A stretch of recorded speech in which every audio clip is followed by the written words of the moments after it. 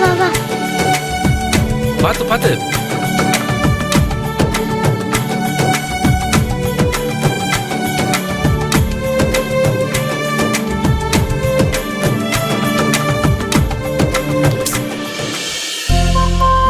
என்ன? कौन ஆட்டது? சரி. அம்மா, உங்களுக்கு 2 பையன் ஒரு பொண்ணாமா? மொத்தம் 3 பேரா? ஆமாமா. பெரியவன் மாதவன், சின்னவன் சீனு, இவ என் பொண்ணு.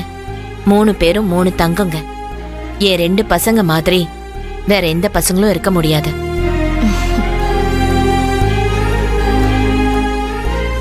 பெரியவன் மாதவனுக்கு கொஞ்சம் உடம்புக்கு முடியல, அதனாலதான் வர முடியல.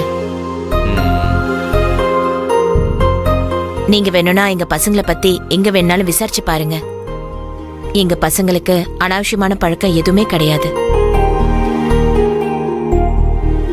இந்த காலத்துல இப்படி ஒரு பிள்ளைங்க இருக்க முடியுமான்னு சொல்ற அளவுக்கு தான் நான் என் பசங்களை வளர்த்திருக்கேன்.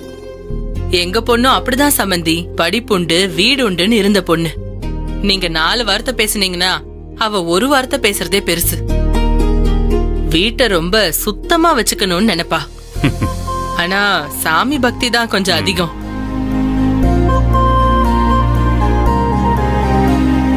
நீங்க சொல்றத வச்சு பார்க்கும்போது எங்க பொண்ண மாப்பிள்ளைக்கு தகுந்த மாதிரி தான் வளர்த்திருக்கோம்னு நாங்க சந்தோஷப்படுறோம். அதே மாதிரி எங்க பொண்ணுக்கு ஏத்த மாதிரி மாப்பிள்ளையும் இருக்கிறது எங்களுக்கு ரொம்ப சந்தோஷம்.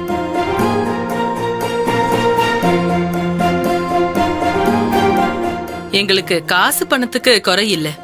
எங்களுக்கு நல்ல பையன் மருமகனா வரணும்னு நினைக்கிறோம். அவ்வளவுதான். நல்ல வேலை, நல்ல குணம் இருந்தா போதும். அது உங்க பையன் கிட்ட இருக்கு. எங்க சொந்தத்திலேயே எங்க சீனுக்கு பொண்ணு கொடுக்கறதுக்கு நிறைய பேர் இருக்காங்க. ஆனா என் பசங்க வெளியவே பாத்துக்கலான்னு முடிவா சொல்லிட்டாங்க. என் மூத்த மருமகளை கூட வெளியே இருந்துதான் எடுத்தோம். ஓ, அம்மா, அண்ணனுக்கு அண்ணிய பாக்கணுமா? சும்மா இரு. அதுக்கு தானமா வந்திருக்கோம். எங்க பொண்ணை வர சொன்னீங்கன்னா இதோ வர சொல்றேங்க. லேக்கா, போய் அக்காவை கூட்டிட்டு வாங்க, போங்க. சரி பாட்டி. வா வா வா.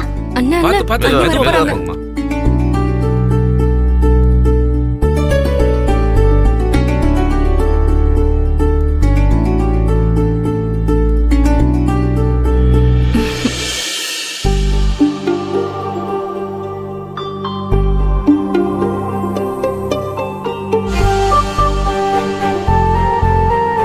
அண்ணா,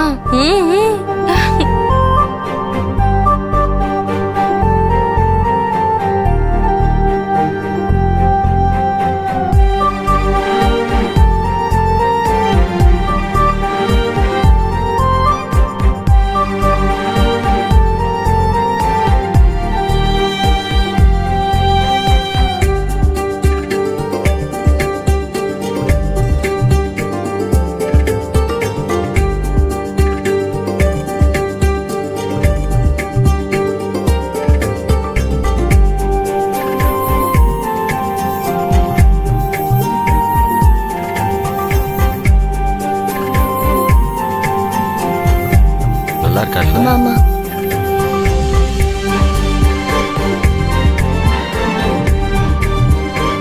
நித்யா, எதுக்கு பொண்ணு நகை கடை ஸ்டாண்டு மாதிரி இவ்வளவு அள்ளி போட்டு கூட்டு வராங்க? அவங்களோட வசதியை காட்டுறதுக்காக தான். ஓ, ஆனா அதை பத்தி நம்ம கேட்கலையே. அதெல்லாம் ஒரு பழக்கம்னு. நீ சும்மா இரு. சரி.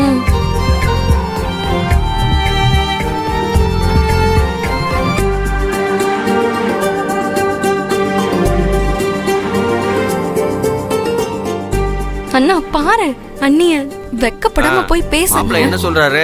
பொண்ணுகிட்ட தனியா பேசணுமாமா? இல்ல இல்ல, அதெல்லாம் நான் சொல்லல.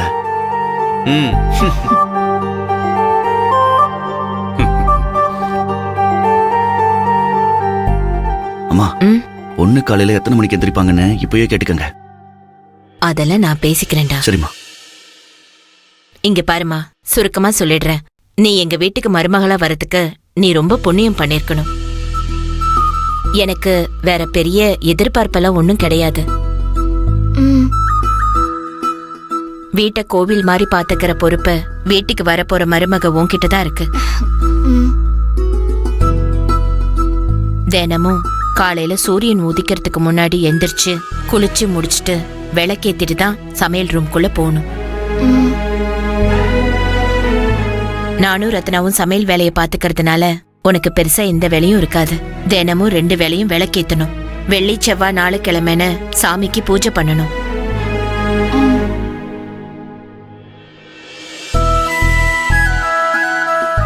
எங்க வீட்லயே அவதான் பூஜை பண்ணுவா. சாமி பாட்டெல்லாம் நல்லா பாடுவா சம்பந்தி.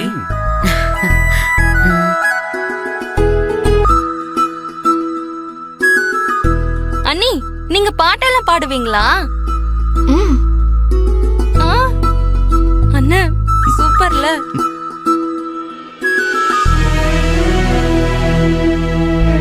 உங்க புடவை ரொம்ப அழகா இருக்கு. விலை அதிகமா இருக்கும் போல இருக்கு. ஆமாங்க, 32,000 ரூபாய் காஞ்சிபுரம் பட்டு.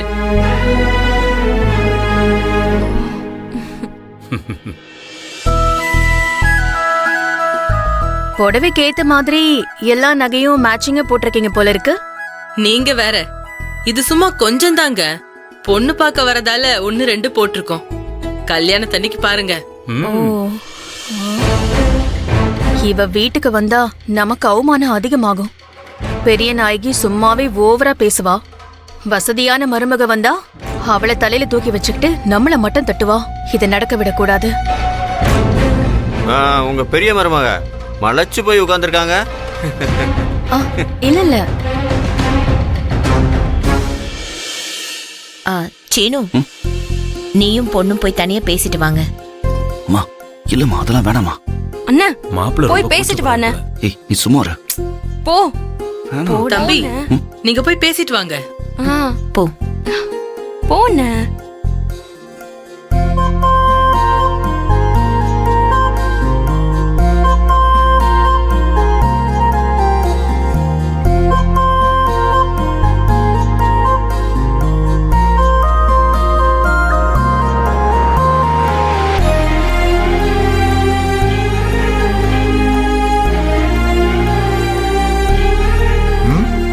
வேண்டாம் தாத்தா. ரத்னா, நேரம் ஆகுது, போய் சீனுவை கூட்டிட்டு வாயேன். சரிங்க அத்தை.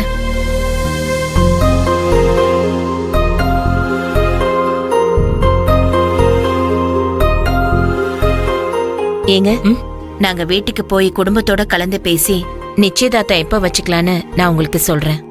ரொம்ப சந்தோஷம். ரொம்ப சந்தோஷம். நல்லவங்களா தான் தெரியுது. ஆமா ஆமா.